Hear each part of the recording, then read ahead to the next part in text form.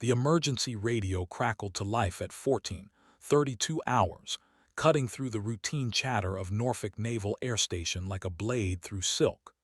Mayday, Mayday, this is United 847, catastrophic hydraulic failure, requesting immediate emergency landing.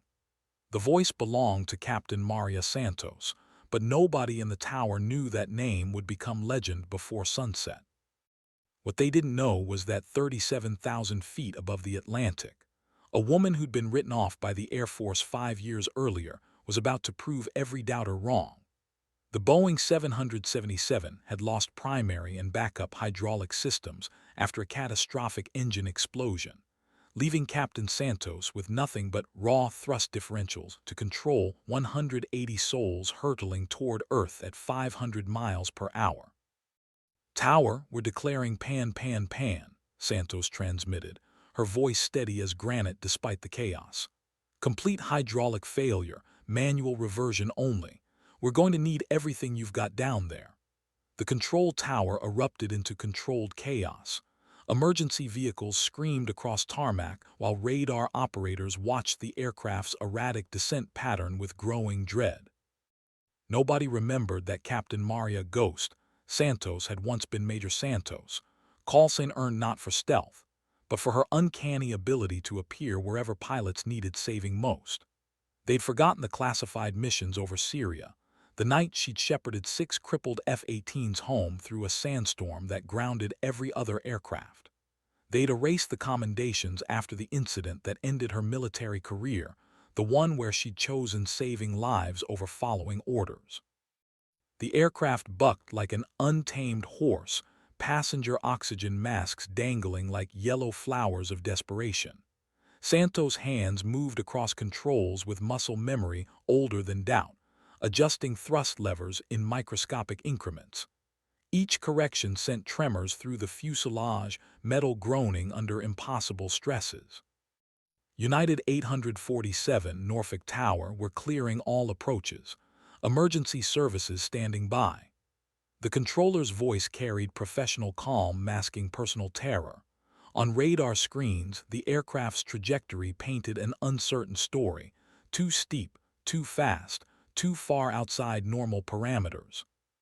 Santos keyed her radio one more time and something in her voice made veteran controllers pause mid-breath. "Norfolk Tower, Ghost requesting priority handling. We're coming home hot." The silence that followed lasted exactly 3 heartbeats. Then, from deep within the tower's archives of memory, someone whispered, "Jesus Christ, that's Santos."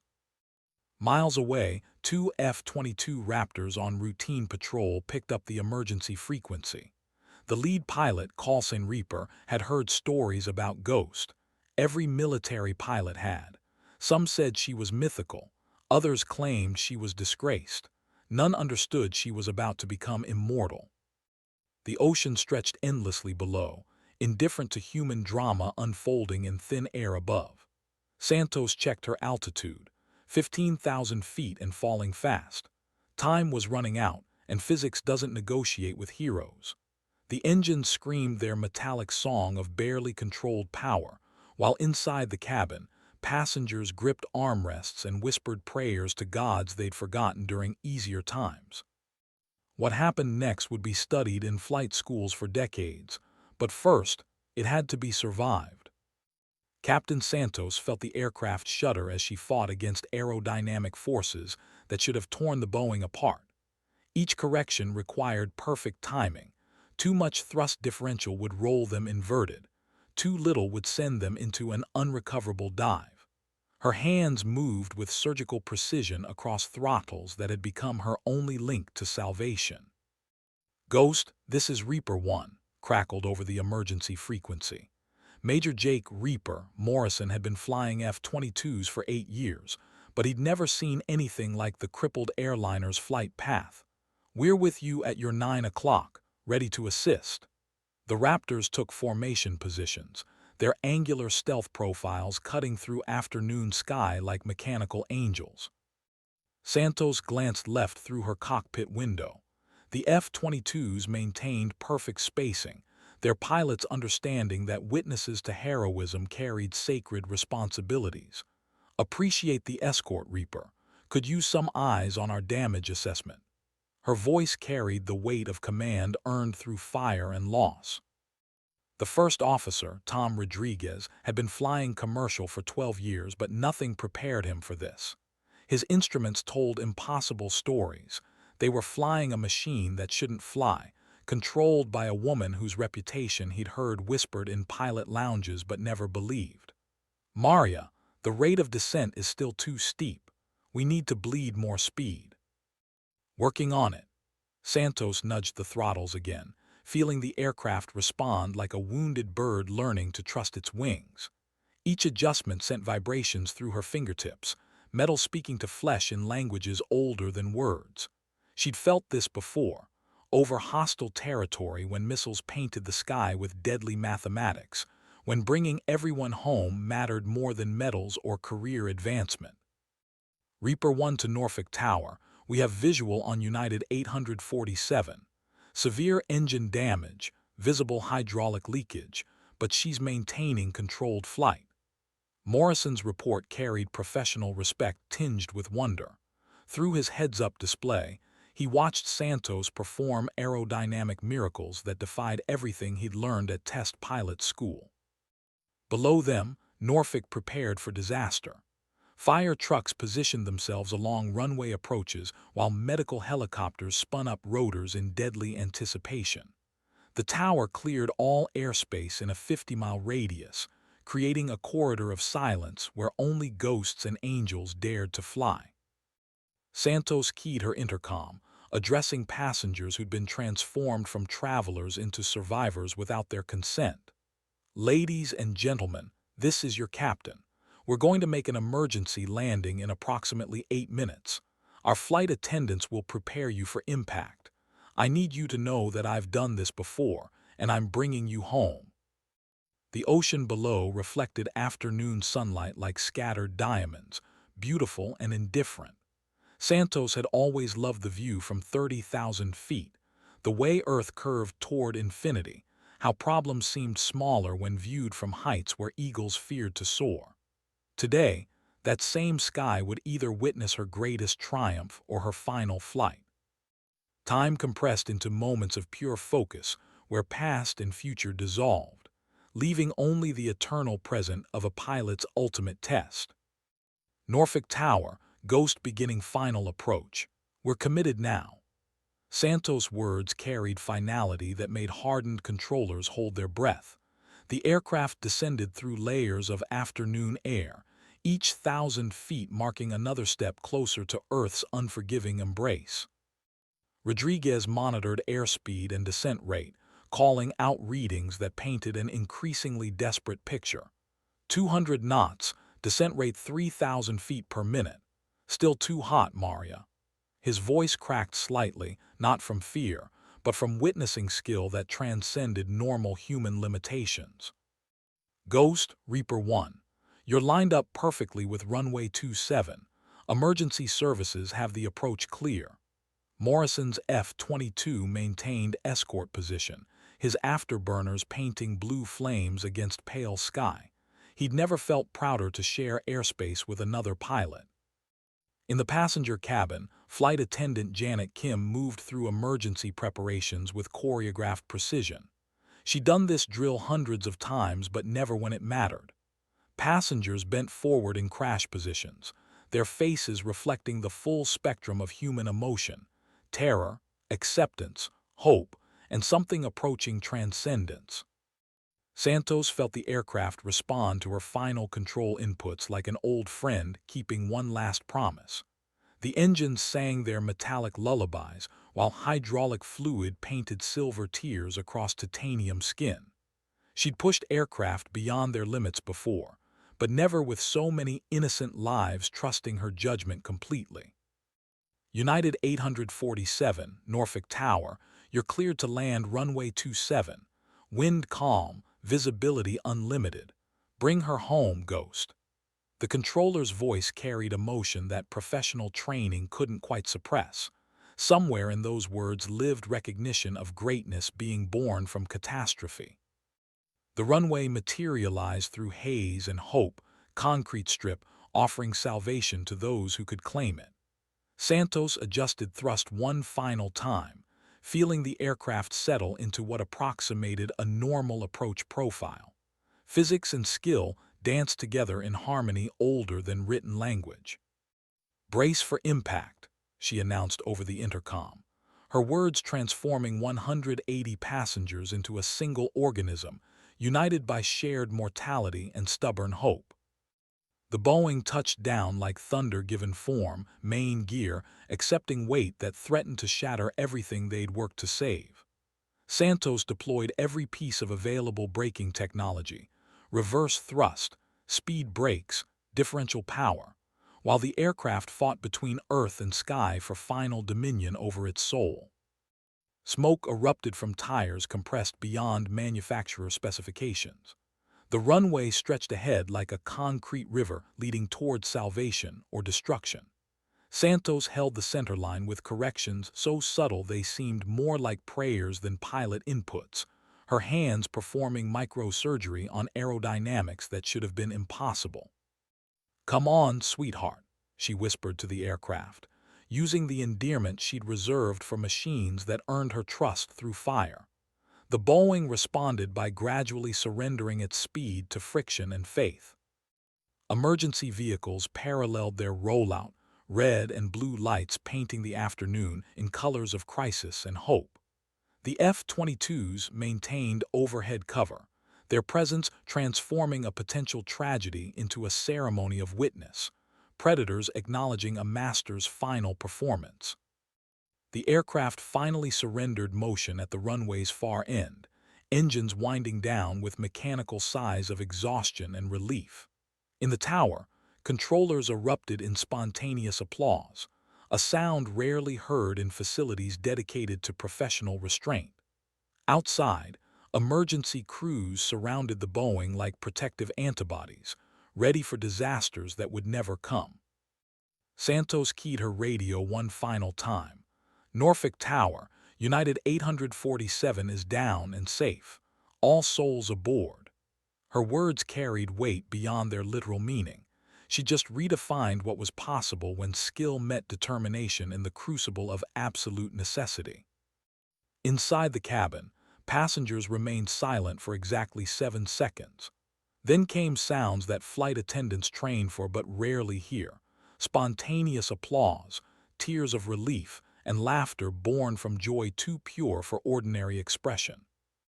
The F-22s broke formation overhead, their pilots understanding they'd witnessed something that would be studied and celebrated long after their own careers ended. Morrison keyed his radio to Ghost's frequency. "Ma'am, that was the finest piece of flying I've ever seen."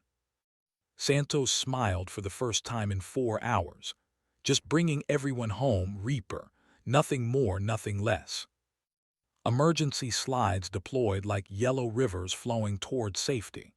Passengers evacuated with disciplined urgency, each face reflecting the miracle of continued existence. Janet Kim stood at the aircraft door, helping survivors into their new lives as people who'd witnessed impossible salvation.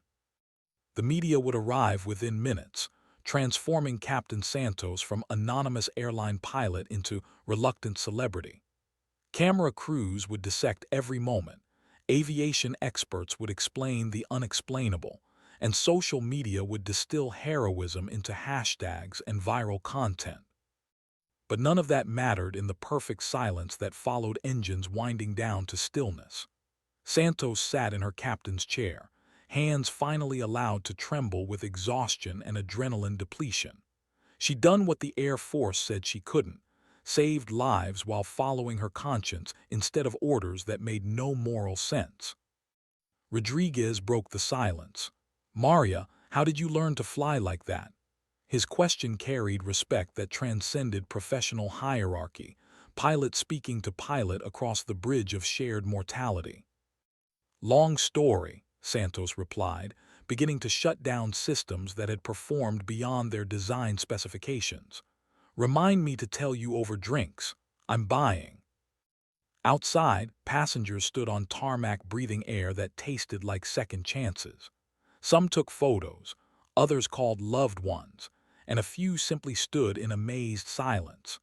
They'd been transformed from statistics into survivors by a woman whose name most wouldn't remember but whose skill would live in their cells forever. The tower controller who'd first received the Mayday call finally allowed himself to breathe normally. In 30 years of aviation, he'd coordinated thousands of landings, but none like this. Emergency landings were routine, miracles were not. Santos began her post-flight walk-around, inspecting an aircraft that had been pushed beyond reasonable limits. Hydraulic fluid painted abstract art across the fuselage, while tires showed stress patterns that would become case studies in materials science. The Boeing had given everything it had and somehow found more. Major Morrison's F-22 touched down on the parallel runway, its pilot eager to meet the woman who just redefined his understanding of what was possible when training met determination. He'd escorted many aircraft safely home, but never one piloted by a legend he'd thought existed only in stories told in squadron-ready rooms after difficult missions. As the sun began its descent toward the horizon, painting Norfolk Naval Air Station in shades of gold and amber, Captain Maria Santos completed her final check of an aircraft that would never fly again, but had fulfilled its most sacred purpose. She'd brought everyone home, just as she'd promised, just as she'd done before when the stakes were measured in national security instead of passenger manifest numbers. The investigation would take months, the accolades would last years, but the satisfaction of keeping 180 families intact would endure forever. Santos had been written off by an institution that valued conformity over competence, but she'd just proven that true pilots are forged in crises, not created in classrooms. Her forgotten call sign, Ghost, would be whispered with reverence in every aviation facility worldwide before sunset. Sometimes legends are born not from what we're told we can do, but from what we choose to do when told we cannot. The emergency response team leader approached Santos as she finished her inspection. "Captain, that was extraordinary flying. We've never seen anything quite like it." His words carried professional admiration mixed with personal gratitude. He had children who flew commercial airlines, and every passenger saved was somebody's family coming home. Santos nodded acknowledgement while removing her captain's hat, revealing silver-streaked hair that spoke of years spent navigating between sky and earth. "Just did my job. That's what we trained for." Her humility was genuine, carved from military service where individual heroism was often subsumed into collective mission success. But Rodriguez knew better. In 12 years of commercial aviation, he'd flown with captains who were adequate, good, and occasionally exceptional. What he'd witnessed today transcended categories, entering realms where skill became art and art approached something sacred. "Maria, that wasn't just good flying. That was impossible made possible." The media vans began arriving, their satellite dishes reaching toward sky like mechanical flowers seeking electromagnetic sunshine. Reporters sensed the story before understanding its dimensions. Commercial aviation accidents were common news, but survivors were headlines, and miracles were legendary content that defined careers. Santos watched the approaching circus with weary recognition. She dealt with media after the incident that ended her Air Force career, the night she'd chosen to evacuate civilians from a combat zone instead of following orders that would have left families to die. The headlines then had been less flattering, her heroism reframed as insubordination by officials who understood politics better than moral courage. Captain Santos, the first reporter, arrived breathless with ambition and genuine curiosity. "Sarah Chen, Aviation Week, can you tell us what happened up there?" The microphone thrust toward her face like a weapon disguised as opportunity. "Hydraulic failure, emergency landing, everyone safe. That's the story." Santos' response carried military brevity that transformed complex heroism into digestible facts. She'd learned that media preferred simple narratives to complicated truth, especially when complicated truth challenged institutional wisdom about who deserved recognition and why. The reporter persisted, sensing depths beneath surface simplicity. But Captain, aviation experts are saying this should have been impossible. How did you maintain control without hydraulics? Her question revealed professional knowledge that suggested serious preparation rather than sensationalist grabbing. Santos paused, considering how much truth the moment could bear. Experience, training, and an aircraft that performed beyond its specifications when it mattered most. She gestured toward the Boeing, its battle scars telling stories that technical manuals couldn't capture. Behind them, passengers continued their exodus into new lives as people who'd survived the unsurvivable. Some paused to shake Santos' hand or offer words of gratitude, their faces reflecting the kind of profound recognition that transcends normal social interaction. They'd seen competence elevated to artistry, and artistry transformed into salvation. Major Morrison approached from the parallel taxiway, his flight suit bearing patches that identified him as more than routine patrol pilot. Test pilot wings, weapons school graduate insignia, and combat deployment ribbons spoke of qualifications that commanded respect in any military aviation community. Captain Santos, Major Morrison, Callsign Reaper, I was your escort up there. Santos extended her hand, meeting his grip with strength earned through years of wrestling control sticks against forces that wanted to kill everyone she'd sworn to protect. Appreciate the company, Major. Always feels better having fighters nearby when things get complicated. Ma'am, I've been flying F-22s for 8 years, seen combat over 3 continents, but what you did up there? Morrison paused, searching for words adequate to describe witnessing the impossible made routine. That was the finest display of airmanship I've ever witnessed. Period. The reporter's eyes widened at this endorsement from someone whose qualifications were written across his chest in ribbons and wings. Military pilots didn't offer praise casually. Their community was built on performance standards that separated the adequate from the exceptional, and exceptional from legendary. Major Morrison, can you describe what you observed from your aircraft? Sarah Chen's question carried journalistic instinct, recognizing that multiple perspectives on extraordinary events often revealed truth that single viewpoints might miss. Morrison looked toward Santos, seeking permission to discuss what he'd witnessed. When she nodded, he began describing events that would be analyzed in military academies for decades.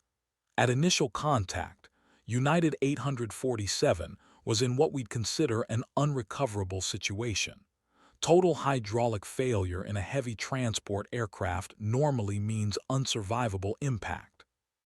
His words painted technical reality against which Santos' achievement gained proper context. Commercial aviation was built on redundant systems precisely because single-point failures could kill everyone aboard. What she'd accomplished violated fundamental assumptions about aircraft control authority and human capability. Captain Santos maintained controlled flight through pure throttle management, using differential thrust to control roll, pitch, and yaw. It requires understanding aircraft systems at a level beyond normal pilot training, plus hand-eye coordination that borders on supernatural. The growing crowd of reporters, emergency personnel, and airport officials listened with the silence reserved for stories that challenge ordinary understanding. Aviation professionals recognized descriptions of skill that existed in theoretical textbooks but rarely appeared in real-world crises. Santos felt increasingly uncomfortable with a tension that transformed her actions into spectacle. Military service had taught her that heroism was often collective effort misattributed to individuals, and that media attention could be both blessing and curse depending on institutional politics and public mood. Major Morrison, you mentioned this being beyond normal pilot training. What qualifies Captain Santos for this kind of emergency flying? The reporter's question carried implications that Santos recognized as dangerous territory. Any discussion of her military background would inevitably lead to questions about why she'd left the Air Force. Morrison's response revealed military intuition about protecting fellow warriors from unnecessary exposure. "Ma'am, I think Captain Santos' performance today speaks for itself. The results are clear. Everyone's alive because of her skill and judgment." But Santos made a decision that surprised everyone present, including herself. 5 years of carrying silence had grown heavy, and 180 saved lives had earned her the right to speak truth without institutional permission. "I was Air Force for 15 years. Fighter pilot, test pilot, combat deployments. Call sign was Ghost." The silence that followed lasted exactly 12 heartbeats. Then Morrison's expression changed from professional respect to something approaching reverence. Every military pilot knew stories about Ghost, the major who'd shepherded damaged aircraft through impossible weather, who'd appeared wherever pilots needed saving most, who'd chosen moral courage over career advancement when circumstances demanded impossible choices. "Jesus Christ," Morrison whispered, his words carrying recognition that transformed routine emergency response into historical witness. "You're that Ghost. The Syria missions, the rescue operations." He trailed off, understanding that some stories lived in classified files but grew larger in retelling among pilots who understood that legends were built from actions too dangerous for ordinary recognition. Sarah Chen's journalistic instincts ignited like afterburners engaging. This wasn't just a commercial aviation story. This was military legend intersecting civilian heroism, with political implications that could reshape narratives about institutional justice and individual conscience. But before questions could multiply into feeding frenzy, Santos made another decision that revealed character forged in crises where hesitation meant death. That's ancient history. What matters today is that 180 people get to see their families tonight. Everything else is just noise. Her words carried finality that deflected curiosity while establishing priorities that transcended personal narrative. Heroes, she'd learned, were measured not by stories told about them, but by lives saved through their actions when nobody was watching and recognition was impossible. The sun continued its westward journey, painting Norfolk's runways in shades of amber and gold that reminded everyone present that even extraordinary days eventually surrendered to ordinary time. But the aircraft sitting silent on taxiway Alpha 7 would be studied by engineers and pilots for decades, its story becoming legend that inspired future generations facing their own impossible moments. Major Morrison remained beside Santos as media attention shifted toward passengers eager to share survival stories with cameras hungry for human drama. His presence offered silent support from someone who understood that military pilots often carried burdens that civilian recognition couldn't address. "Ma'am, if you don't mind me asking." Morrison's question carried hesitation born from military courtesy and genuine curiosity. "Why commercial aviation after Air Force career? Someone with your qualifications could have written your own ticket anywhere in military aviation." Santos' smile carried memories of decisions made when conscience conflicted with orders, when saving lives meant accepting career destruction. "Sometimes you have to choose between doing what's right and doing what's expected. I chose right, and the institution chose differently." Her answer revealed depths that Morrison recognized from his own moments when military duty conflicted with moral clarity. Every combat pilot faced situations where orders seemed questionable, but few possessed courage to act on conscience when institutional pressure demanded compliance. "The Syria thing," Morrison's question was quiet, meant for ears that understood classified operations and their political complications. Stories circulated among military pilots about Ghost's final mission, something involving civilian evacuation against explicit orders, lives saved at cost of career advancement. Families needed evacuation from combat zone. Orders said leave them. I chose differently. Santos' response carried weight of decisions made when every option led to loss, but some losses were acceptable while others violated fundamental human decency. Morrison nodded understanding that transcended institutional loyalty. Military service created bonds between those who understood that following orders wasn't always compatible with doing right, and that true leadership sometimes required accepting consequences for moral courage. For what it's worth, ma'am, every pilot I know would have made the same choice. Maybe the institution got it wrong. His words offered validation from community that understood sacrifice in ways civilian recognition couldn't match. Santos felt unexpected emotion at hearing military perspective that differed from official narratives about her career termination. 5 years of civilian life had provided distance from institutional judgment, but community acceptance still mattered to someone who devoted adult life to military service. Ancient history, Major. Today's what matters. But her repetition carried less conviction than before, suggesting that healing sometimes required acknowledgement from those who understood the full context of sacrifice made for principles that transcended career advancement. The Boeing 777 sat cooling in afternoon breeze, its engines silent after performing beyond design specifications. Maintenance crews would spend weeks documenting damage that should have been catastrophic, creating technical reports that would influence aircraft design for future generations. Emergency vehicles began departing as crisis transformed into routine post-incident procedures. Fire trucks returned to stations, medical helicopters powered down rotors, and airport operations slowly resumed normal patterns disrupted by 4 hours of controlled chaos. But something had changed in the air above Norfolk Naval Air Station, a recognition that competence could transcend institutional judgment, that heroism often emerged from people written off by organizations that valued conformity over capability. Santos walked toward the terminal building where debriefing sessions awaited, her footsteps marking transition from crisis management to routine procedures. Behind her, the aircraft that had carried 180 souls through impossible salvation began its transformation from flying machine to historical artifact. The story was just beginning. The Norfolk Towers conference room buzzed with activity as federal investigators, airline officials, and military personnel gathered for preliminary debriefing. Captain Santos sat at the head of a polished table, surrounded by people whose careers were built on understanding aviation accidents that she just prevented from becoming statistics.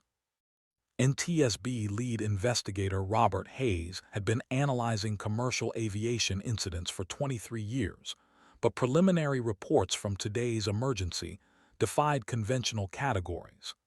Captain Santos, we need to understand the sequence of events from initial system failure through touchdown. Our radar data shows flight parameters that should have been impossible to maintain. Santos opened her flight bag, retrieving notes she'd made during those terrifying minutes when hydraulic fluid painted silver streams across titanium skin. Military training had taught her to document everything during emergencies. Information that seemed irrelevant during crisis often proved crucial during investigation. Initial engine explosion at flight level 370, approximately 1425 hours.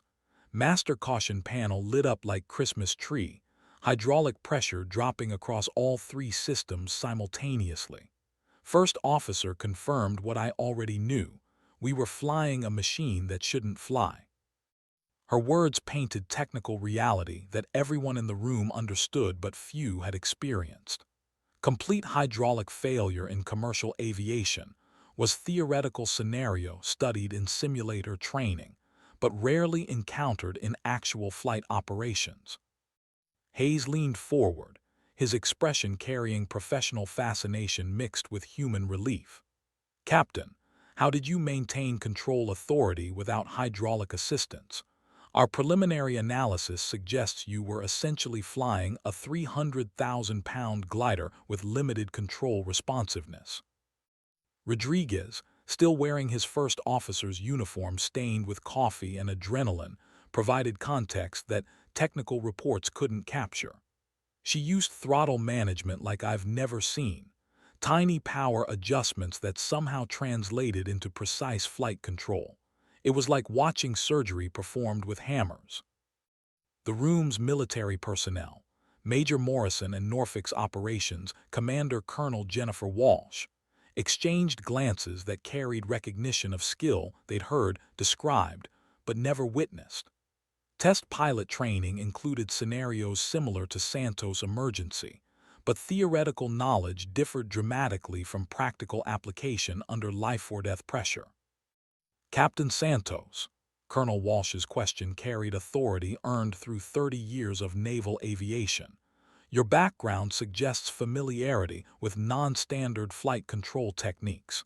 Can you elaborate on your training and experience that contributed to today's successful outcome? Santos paused, recognizing that honest answers would inevitably lead to discussions about her Air Force separation. 5 years of civilian life had provided distance from military politics, but institutional wounds remained sensitive to professional scrutiny. Air Force career included test pilot school, combat deployments, and situations where aircraft performed outside normal parameters. When you fly machines pushed beyond design specifications, you learn that pilot technique can sometimes compensate for mechanical limitations. Her response provided information without invitation for deeper inquiry, military habit of protecting operational security even in civilian contexts. But Hayes' investigator instincts recognized incomplete narratives that often contained crucial details. Captain, we understand you separated from Air Force service approximately 5 years ago. Can you provide details about experience that contributed to your ability to handle today's emergency?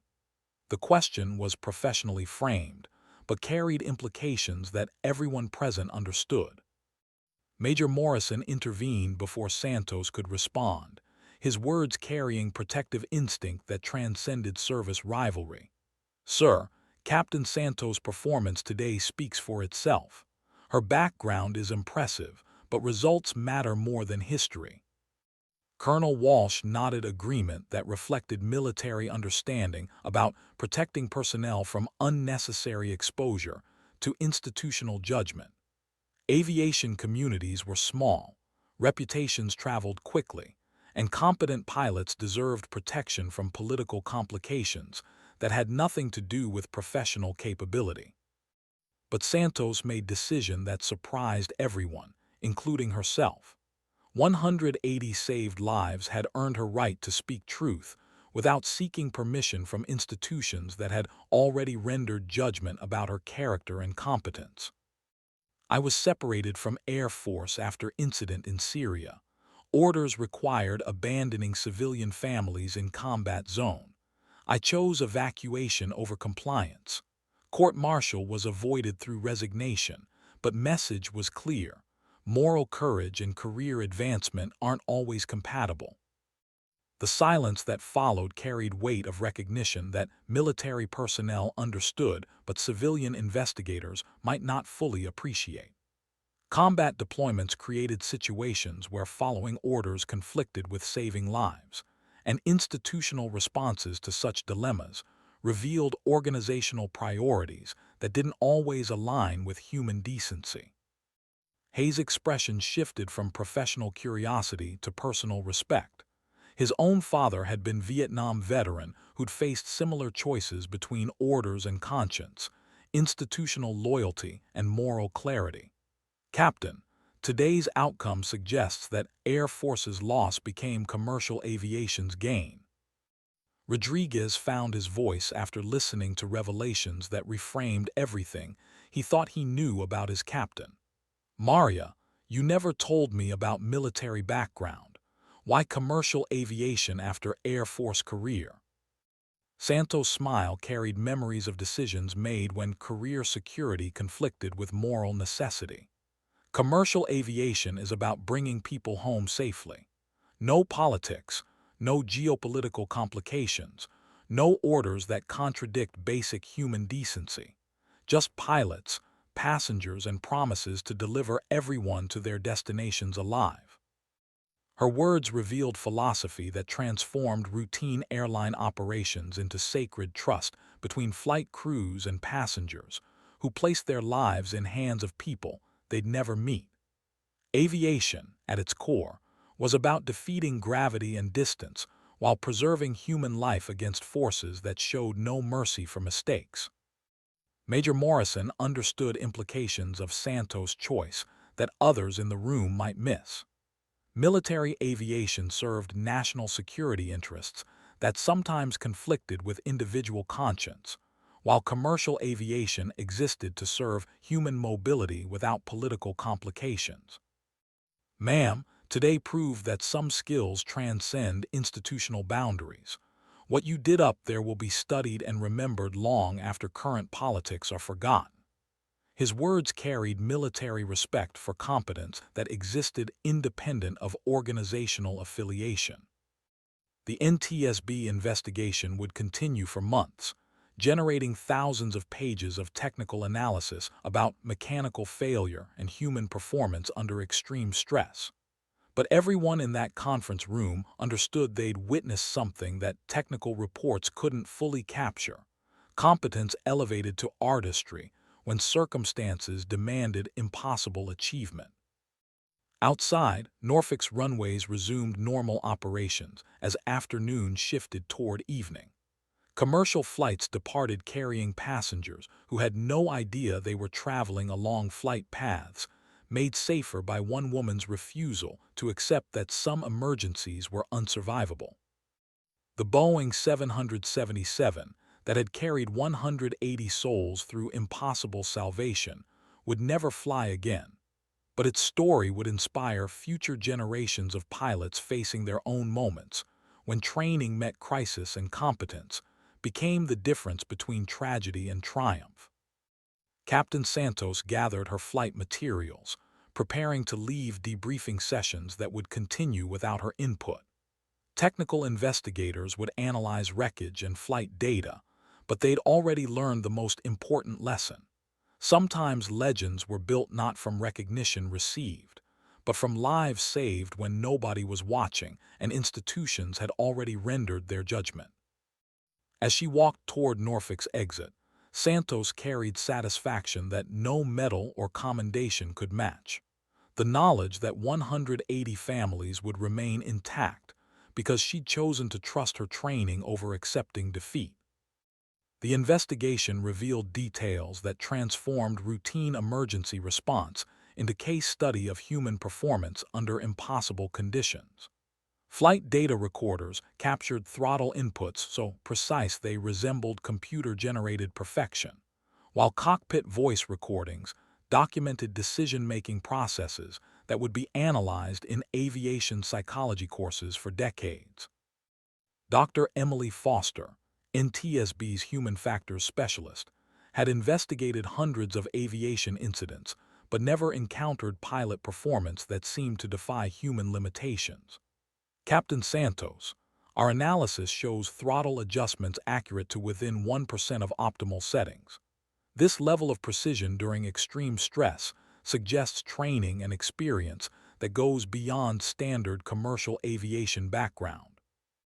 Santos sat across from investigators whose technical expertise was undeniable, but whose understanding of combat aviation remained theoretical. Military flying created muscle memory, forged under conditions where hesitation meant death, and perfection was measured in lives saved rather than regulatory compliance.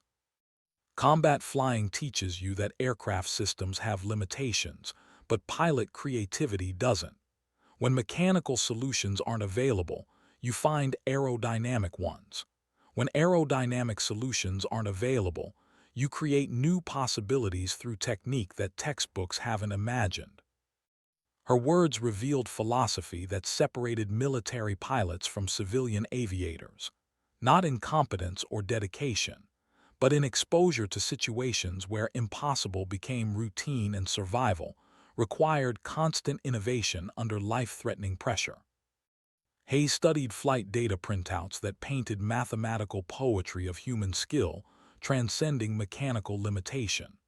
Captain, these control inputs show anticipation of aircraft response that suggests intimate familiarity with flight characteristics outside normal operational parameters. Can you describe training that developed this capability? Santos paused, remembering nights over hostile territory when damaged aircraft required flying techniques that existed nowhere in training manuals. Test pilot school teaches you that every aircraft has undocumented capabilities that emerge under extreme conditions. Combat operations provide opportunities to explore those capabilities when peaceful alternatives don't exist. Rodriguez listened with growing appreciation for skills he'd never suspected in someone he'd flown with for 2 years. Commercial aviation rarely demanded techniques that Santos had demonstrated today, but military background had prepared her for scenarios that civilian training couldn't anticipate. The Syria operation you mentioned, Dr. Foster's question carried professional curiosity about psychological factors that contributed to performance under stress. Can you describe how that experience influenced your decision-making during today's emergency? Santos felt familiar weight of memories that had been classified for national security reasons, but shaped her understanding of moral responsibility when lives depended on individual judgment.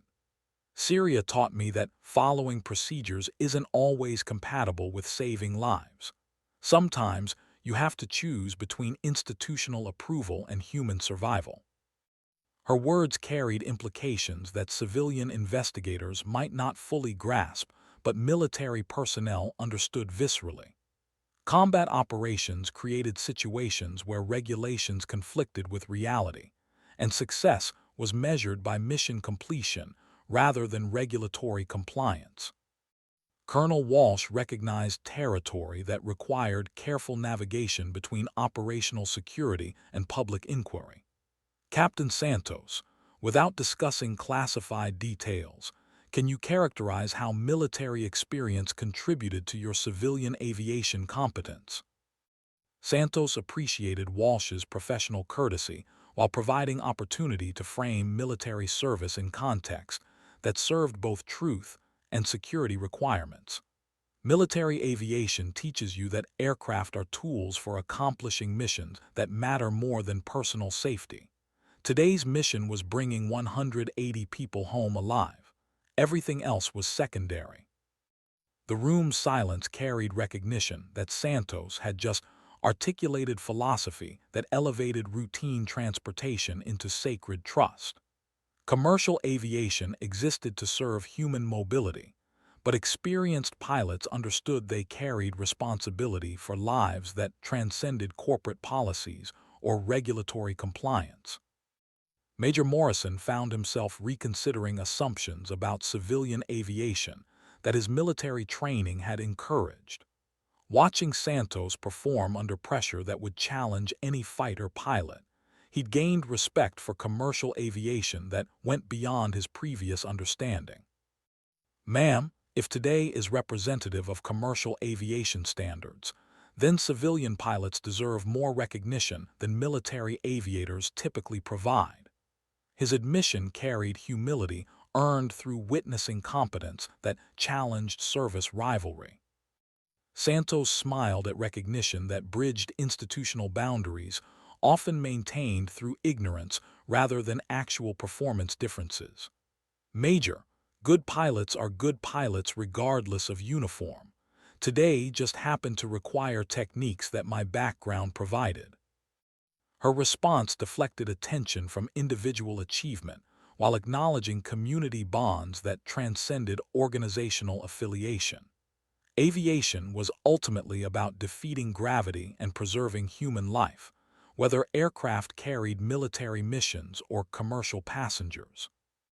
Hayes concluded preliminary questioning with appreciation for cooperation that had provided insights beyond technical data analysis. Captain Santos, your willingness to discuss background and decision-making processes will contribute significantly to understanding factors that enable successful outcomes during catastrophic emergencies. The formal investigation would continue for months, but preliminary conclusions were already emerging. Captain Santos had demonstrated pilot skills that existed at intersection of exceptional training, extensive experience, and moral character that prioritized human life over institutional convenience. As evening approached Norfolk Naval Air Station, Santos prepared to leave facility where she'd spent 4 hours transforming potential tragedy into celebrated salvation. Behind her, investigators would spend weeks analyzing every decision that had contributed to outcomes that defied conventional expectations about catastrophic mechanical failure. But Santos carried different satisfaction, knowledge that commercial aviation had provided opportunity to use skills earned through military service for purely humanitarian purposes. No geopolitical complications, no classified missions, no conflicts between orders and conscience. Just pilot, passengers, and promise to bring everyone home safely.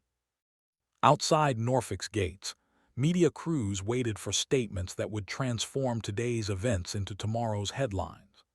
Aviation stories typically focused on accidents and failures, but Santos had created narrative of competence and success that challenged conventional assumptions about human capability under extreme stress. The Boeing 777 that would never fly again had become monument to possibility that emerged when training met crisis and individual competence transcended institutional judgment. Its story would inspire,